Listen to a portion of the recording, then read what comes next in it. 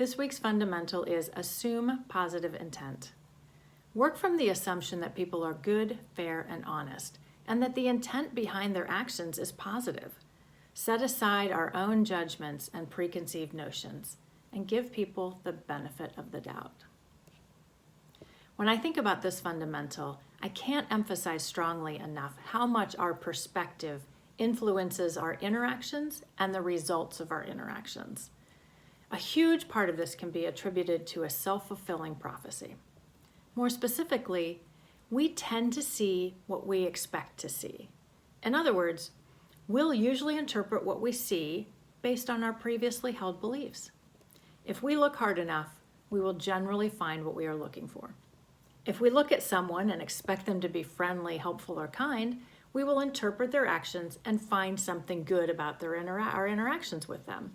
On the other hand, if we begin our conversation believing that the other person is trying to cheat us or is just generally a jerk, the chances are no matter what that person says or does, we will interpret their behavior in that way, and chances of a positive interaction are dramatically reduced. Even more significantly, how we treat people actually affects how they behave.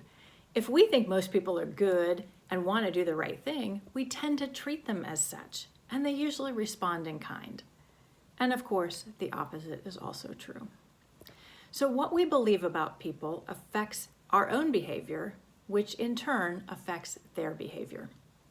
I really do believe that most people are fair, good, and honest. And even good people don't always show up in a positive way. No doubt there are people that aren't, but I believe they are the exception.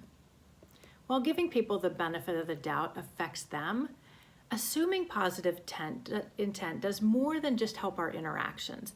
It helps us have a positive outlook, be happier, more peaceful, and less stressed. Notice the relationship between this fundamental and two of our previous fundamentals. Number 8, which was listen to understand, without judgment or conclusions, and number 9, speak straight, in a way that makes progress. If you really do believe that most people are good, fair, and honest, then it means we should listen fully and intentionally, and speak in a way that is clear but helpful. Listen, it's easy to characterize people as jerks, especially if you have had rocky or tense interactions with them in the past. And starting fresh is not easy. But take the time to understand the rest of the picture. The next time you are tempted to get angry about what somebody did or didn't do, take a moment to think about this fundamental. If you assume that person really did have a positive intent, what else might be going on? How might a different interpretation of the facts change your interactions?